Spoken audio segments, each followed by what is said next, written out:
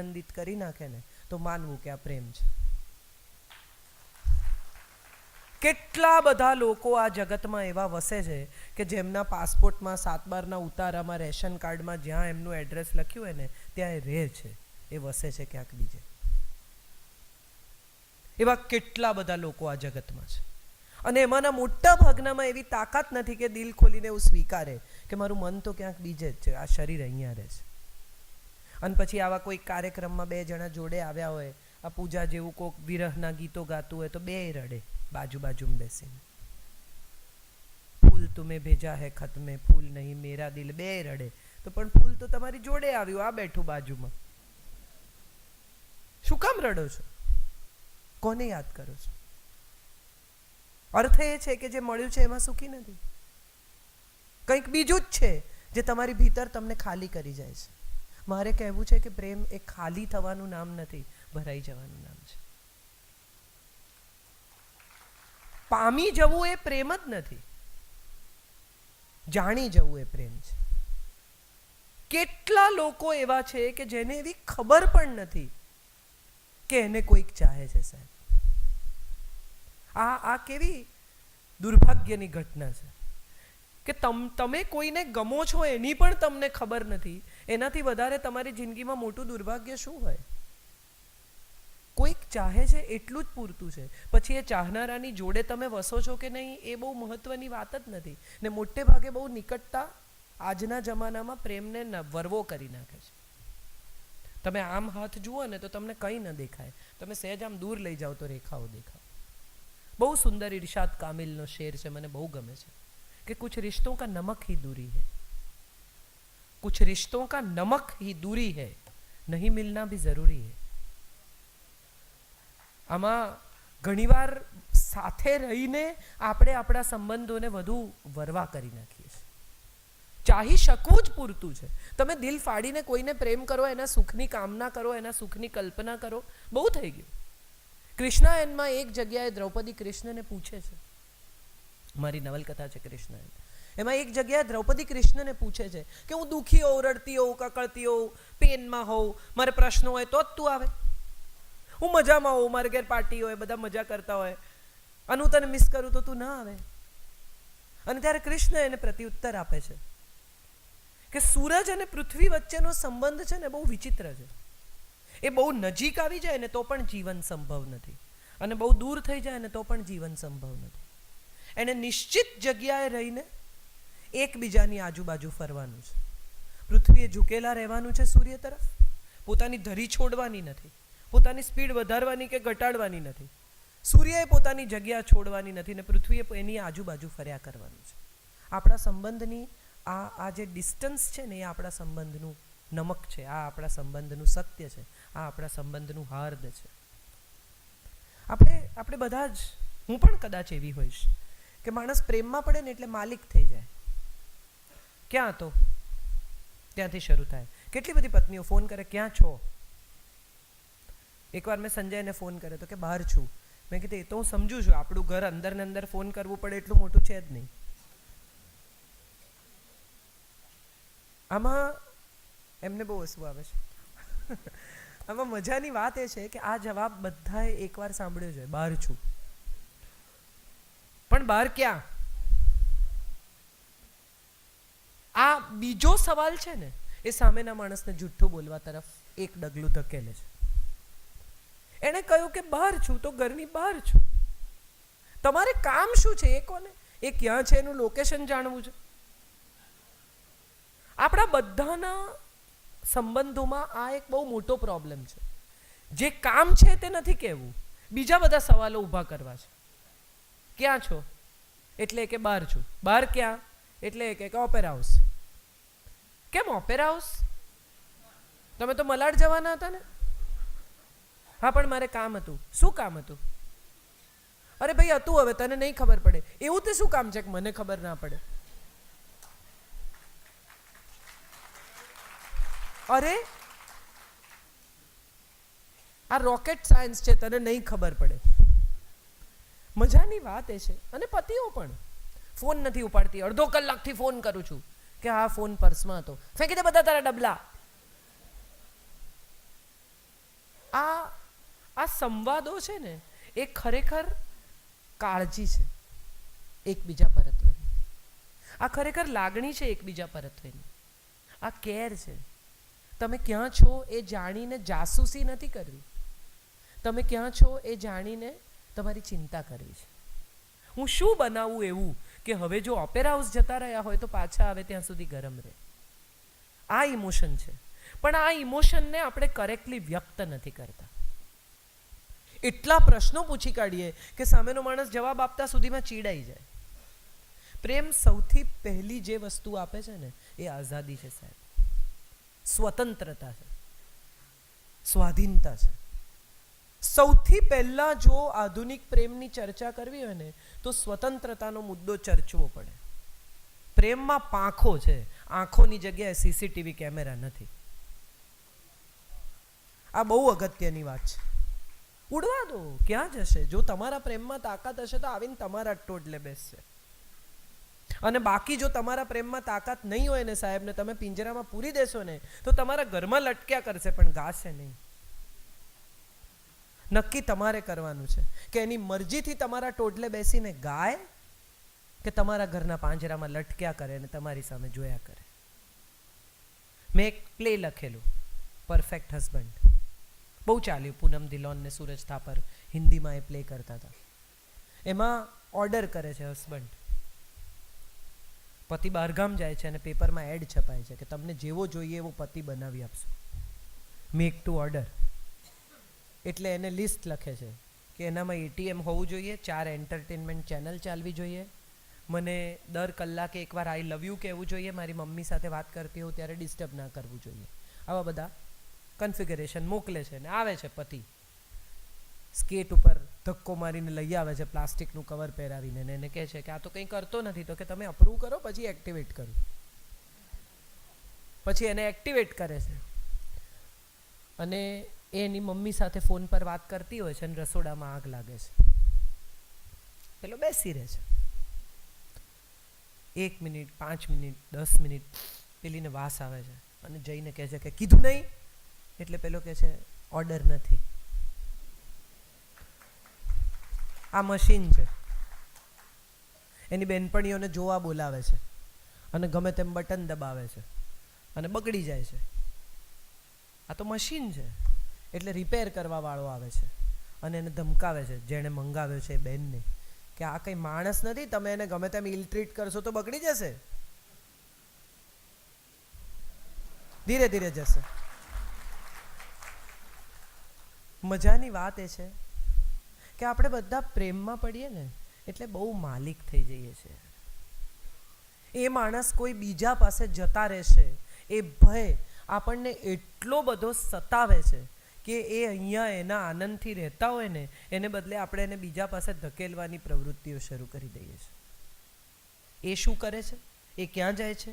એની સાથે કેમ હસીને બોલે છે? મારી સાથે કેમ આમ બોલે છે? કેટલી બધી પત્નીઓ મારે ત્યાં આવે ને ત્યારે કમ્પ્લેન કરે કે બીજાની સાથે તો બહુ હસી હસીને બોલે છે. એકચ્યુઅલી મારે બધી પત્નીઓને આ સવાલ પૂછવો છે કે બીજાની સાથે વડચકા ભરીને બોલશે તો તમને ગમશે?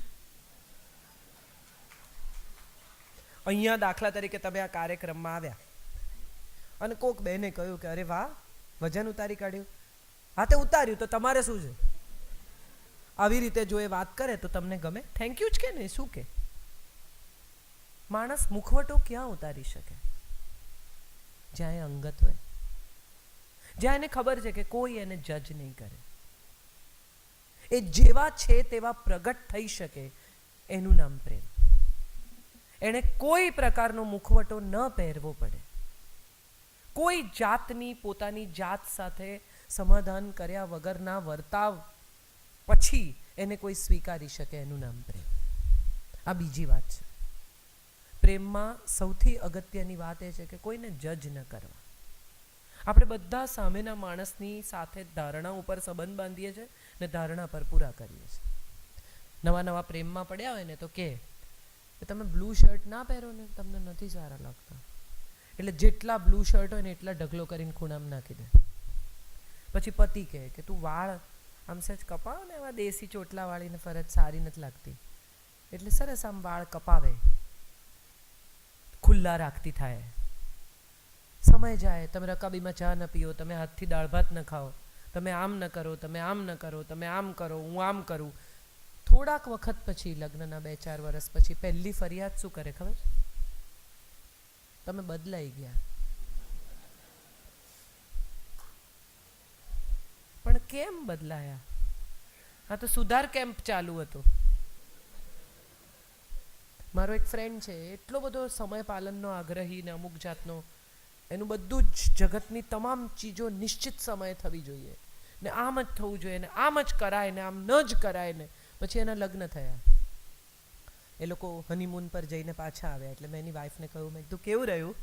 એટલે એની વાઈફ કે એનસીસીના કેમ્પ જેવું. આ સત્ય ઘટના છે. એટલે પ્રેમ એ કોઈ એનસીસીનો કેમ્પ નથી કે તમે સામેના માણસને અમુક પ્રકારની ડિસિપ્લિનની અપેક્ષા રાખો. તો મજા કરવાની ચીજ છે, આનંદ માણવાની ચીજ છે, ખુશ રહેવાની ને ખુશ રાખવાની ચીજ છે. વેલેન્ટાઇન ડેના દિવસે જ અભિવ્યક્તિ કરવી એવું કંઈ નહીં. તમે 13 માર્ચે કરજો, 17 મે કરજો, એવું કંઈ નહીં. આ તો એ લોકોએ નક્કી કરી છે 14 ફેબ્રુઆરી કે બીજા કોઈ દિવસે ન સૂજે તો આ દિવસે તો કરજો જ. બાકી તમે તમારો વેલેન્ટાઇન ડે પસંદ કરી શકો છો, એવું કંઈ જબરજસ્તી નથી કે તમારે આ જ દિવસે કરવું. મહત્વની વાત એ છે કે એક દિવસ કરજો. Important is two express. ત્રીજી વસ્તુ પ્રેમમાં સૌથી અગત્યની આજના સમયમાં, કહેવું. સામેની વ્યક્તિને તમારા પ્રેમનો અહેસાસ કરાવો. એમાં જરાય વેવલા વેડા નથી. એને માત્ર એટલું જ જોઈએ છે કે તમે એને ચાહો છો, એ વાત એના સુધી પહોંચતી રહે. હૈદરાબાદમાં એક કાર્યક્રમ હતો, બહુ સરસ કાર્યક્રમ હતો. એક ભાઈએ પોતાની 4 પેઢીના લોકોને ભેગા કરેલા અને એમના લગ્નને 60 વર્ષ પૂરા થતા હતા. સો દે હેડ અ વેરી નાઇસ ફંક્શન અને એમાં હું કમ્પેર કરવા ગઈ હતી. આગલે દિવસે હું એ ભાઈ સાથે વાત કરતી હતી, અશ્વિનભાઈ સાથે, અને એમને ખબર જ નહોતી ને અમે એમનું શૂટિંગ કર્યું.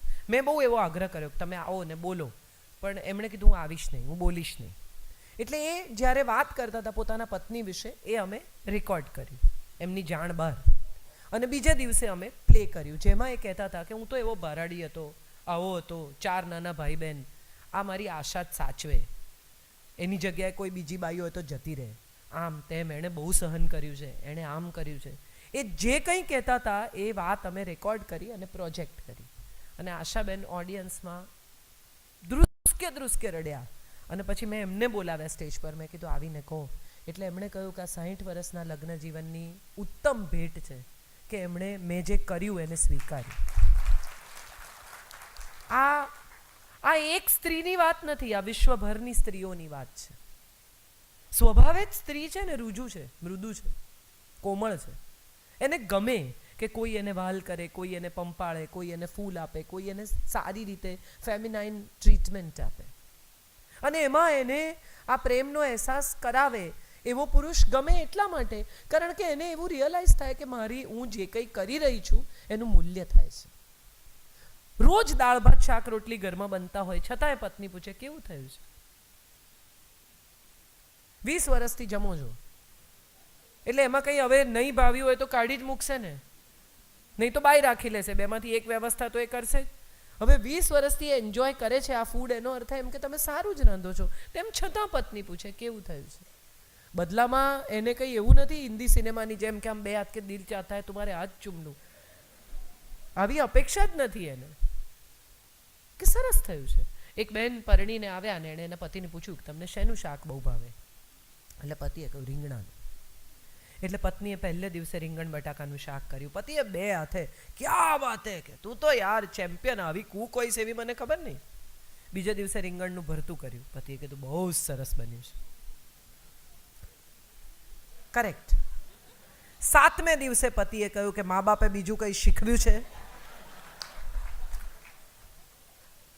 Too much of anything is always not wanted. અતિશય પ્રેમ પણ અબખે પડી જાય.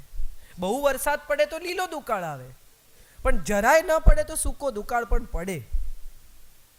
માપસર વરસતા રહેવું આ બહુ જરૂરી છે. તરસતા માણસને વરસતો માણસ ગમે, આ બહુ અગત્યનું છે. અને આ કરતા રહેવું, સમયાંતરે સામેની વ્યક્તિને એ અહેસાસ કરાવવામાં ક્યાંય કશું જ ખોટું નથી. અને એમાંય આજનો સમય એવો છે કે પતિ પત્ની મોસ્ટલી બંને કામ કરતા હોય અથવા બંનેને પુષ્કળ એક્સપોઝર હોય. તમારા ઘરમાંથી આજે રસોઈ ન બને, કાલે રસોઈ ન બને, પરમ દિવસે રસોઈ ન બને, અઠવાડિયું રસોઈ ન બને, તો તમે બહાર નહીં ખાઓ? પ્રેમનું પણ એવું થઈ રહ્યું છે ધીરે ધીરે કે બે લોકો સાથે રહેતા હોય, એકબીજાના પ્રત્યેની અભિવ્યક્તિ ધીમે ધીમે ધીમે ધીમે એટલી ઓછી થતી જાય કે અભિવ્યક્તિની શોધમાં પોતપોતાની દિશામાં નીકળી જાય બે જણા ક્યાંક કશેક. અને હવે તો આ વોટ્સએપ, ફેસબુક એવી પરિસ્થિતિમાં લઈ આવ્યા છે લોકોને. હમણાં કોઈકે મને મેસેજ મોકલ્યો છે કે એક ભાઈએ બીજા ભાઈને કહ્યું કે મારી પાસે વોટ્સએપ છે, ફેસબુક છે, લિંક્ડઇન છે, ટ્વિટર છે, ઇન્સ્ટાગ્રામ છે, ચેટ છે, તારી પાસે શું છે? એટલે પેલા એ ઘડિયાળ જોઈને કહ્યું કે મારી પાસે બહુ કામ છે. હું તમારે ઘેર ટોપલી ભરીને કચરો આપી જાઉં તો એનું તમે શું કરો? શું કરો? ફેંકી દો ને. તો વોટ્સએપ કેમ ફોરવર્ડ કરો છો? કોક કચરા નાખી જાય તમારે ત્યાં, એ કચરાને પાછા તમે ફોરવર્ડ કરો છો, વાડકીમાં ભરીને આજુબાજુને ઘેર આપી આવો છો કે થોડા થોડા તમે રાખો એમ.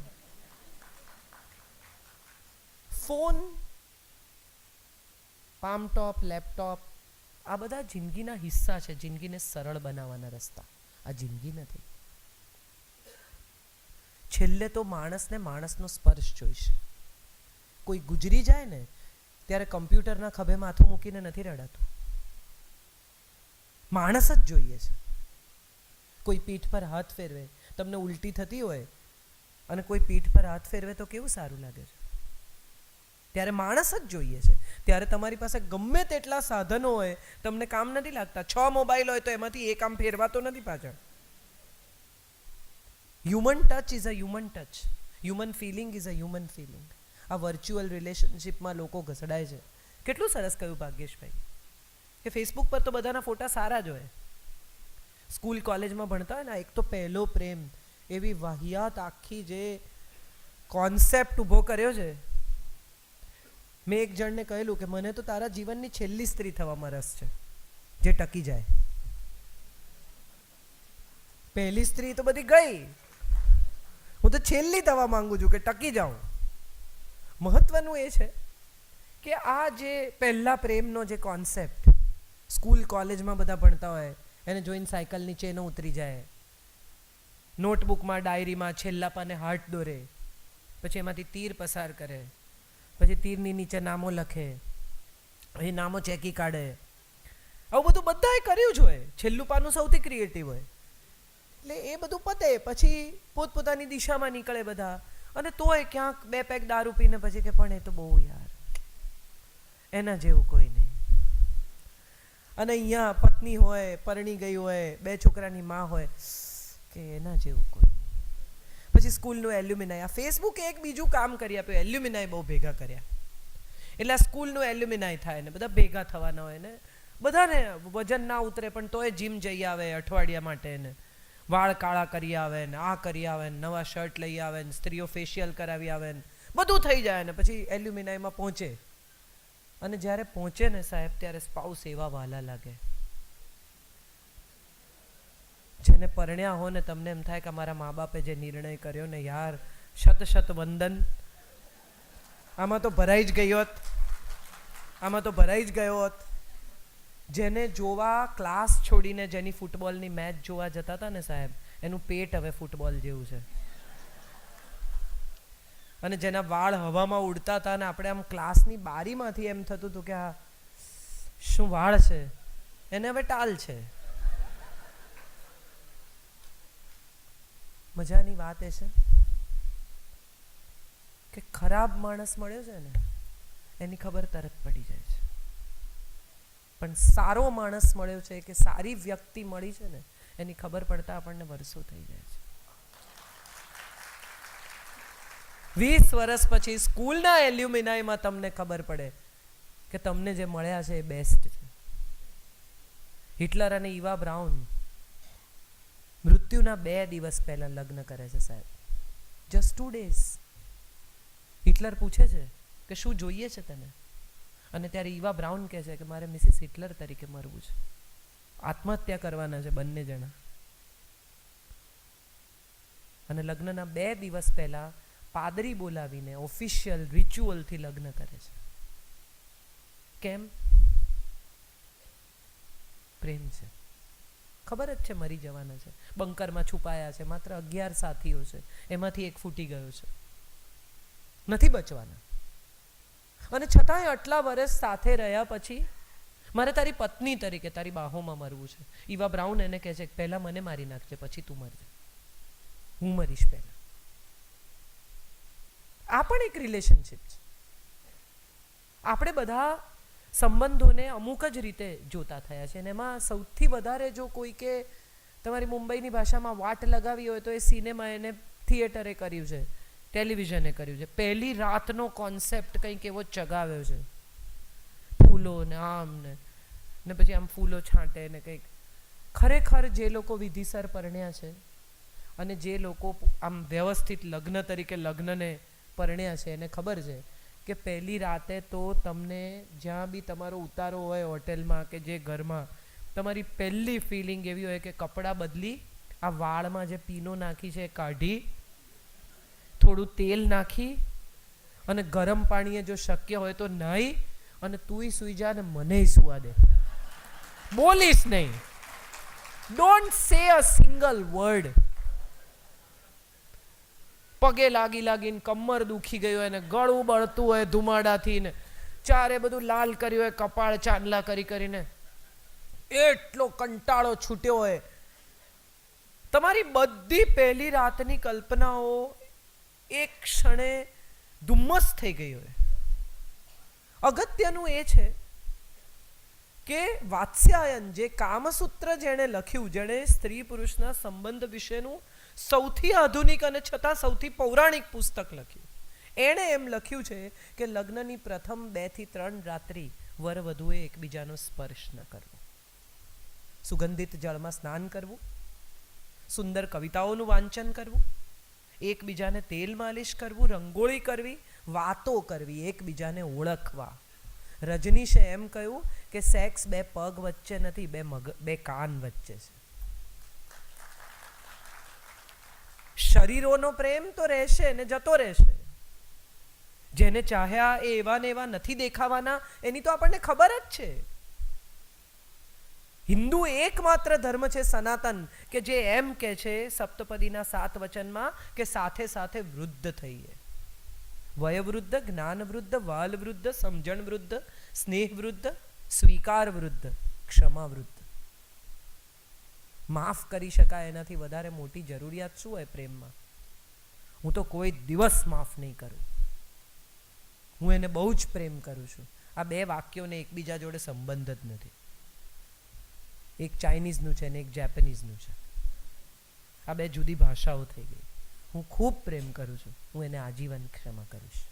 આ 2 એક ભાષાના વાક્ય છે. મોટા ભાગના લોકોને એની સાથે સૌથી વધારે વાંધા પડે છે જેને સૌથી વધારે પ્રેમ કરતા હોય. આ સ્પાઉસ હોય તો સ્પાઉસ, પ્રેમી હોય તો પ્રેમી, બોયફ્રેન્ડ હોય તો બોયફ્રેન્ડ, ગર્લફ્રેન્ડ હોય તો ગર્લફ્રેન્ડ. કેમ? તો કે હું કહું છું એ પ્રમાણે નથી વર્તતા. મેં એક લેખ લખેલો કે આઈ લવ યુ માટે હું કહું છું તેમ કરો.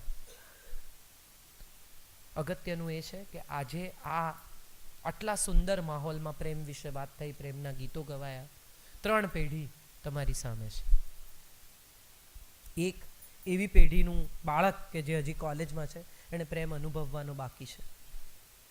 એક એવી પેઢી કે જેણે પ્રેમને જુદી જ રીતે જોયો. અમિતાભ બચ્ચનની ફિલ્મોમાં, Rajesh Khanna I hate tears Pushpa, ત્યાંથી શરૂ કરીને મિથુન ચક્રવર્તીના ડિસ્કો ડાન્સના પ્રેમ સુધી, પછી ગોવિંદાના પ્રેમ સુધી અમારો પ્રેમ લંબાયો. એક એવો સમય હતો કે નહીં કહેવું એ પ્રેમ હતો. દિલીપ કુમારની ફિલ્મોમાં, બીજી નવલકથાઓમાં, શરદ બાબુની નવલકથાઓમાં અનાહ એ પ્રેમ હતો, ઈગો એ પ્રેમ હતો. આ 3 પેઢીમાંથી પસાર થયા પછી મને એક વાત એવી સમજાય છે કે પ્રેમ છે ને એ વ્યક્તિએ જુદો છે. અમે અહીંયા 6 કલાક બોલીએ કે 22 કલાક બોલીએ એનાથી કંઈ ફરક નથી પડતો. તમારો પ્રેમ તમારો છે ને અમારો છે. કોઈ કોઈને પ્રેમ શીખવી શકતું નથી. કોઈ કલાકો બોલ્યા પછી પણ પ્રેમમાં પાડી શકતું નથી અને કલાકો બોલ્યા પછી પ્રેમમાંથી કાઢી શકતું નથી. મા બાપ લેક્ચર આપે, આવી છોકરી છે ને તેવી છોકરી છે ને બધું આમ નીચે મોઢે સાંભળે, પછી કે પણ આઈ લવ હર. આ બધું કહી દીધા પછી પાછું આવે તો ત્યાં જ હરી ફરીને. એટલે કાઢી શકાતા નથી, પાડી શકાતા નથી. આપણે બધા જ્યાં આવ્યા છીએ હવે જે મુકામ પર, એમાં એક છેલ્લી વાર્તા કહીને મારી વાત પૂરી કરું. મને બહુ જ આ વાર્તા ગમે છે અને પ્રેમનું આનાથી ઉત્તમ ઉદાહરણ હું માનું છું મેં બીજું નથી સાંભળ્યું. કબીરના લગ્ન એના ગુરુ પોતાની દીકરી લાલી સાથે કરાવે છે. કબીર લાલીને લઈને આવે છે અને ગાડું જતું રહે છે પિતાનું અને જુએ છે ઝૂંપડું છે. લાલી રડવા લાગે છે. એટલે કબીર કહે છે કે શું થયું? તો કે આવામાં રહેવાનું, મારા બાપની બુદ્ધિ ભ્રષ્ટ થઈ ગઈ છે. ઘણા લોકો એવા હોય માજીઓ 75, 60, 70, 80 વર્ષે કે મને તો એટલા માંગા આવતા હતા, પણ હવે શું? હવે કંઈ ન થઈ શકે. આવતા હતા ત્યારે તમારે સમજીને એમાંથી પસંદ કરવાના હતા. એક માજી રસ્તો ક્રોસ કરતા હતા અને પોલીસ પાછળ દોડીને માજીને પકડ્યા અને કહ્યું કે માજી હું 15 મિનિટથી સીટી મારું છું. તો માજીએ કહ્યું સીટી સાંભળવાનો ટાઈમ ગયો.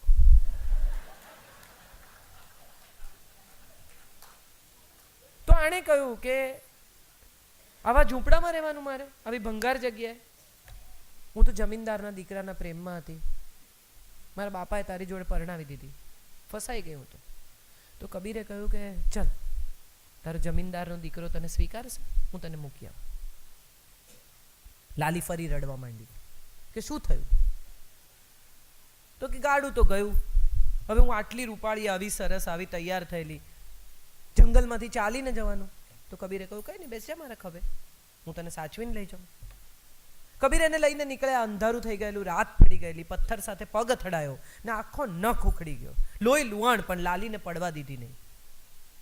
લાલીએ કહ્યું શું થયું? તો કે કંઈ નહીં, સહેજ વાગ્યું છે. એટલે કે ઉતાર મને, ઉતાર. ઉતારી.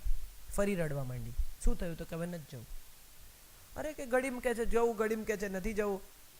હવે કેમ નથી જવું?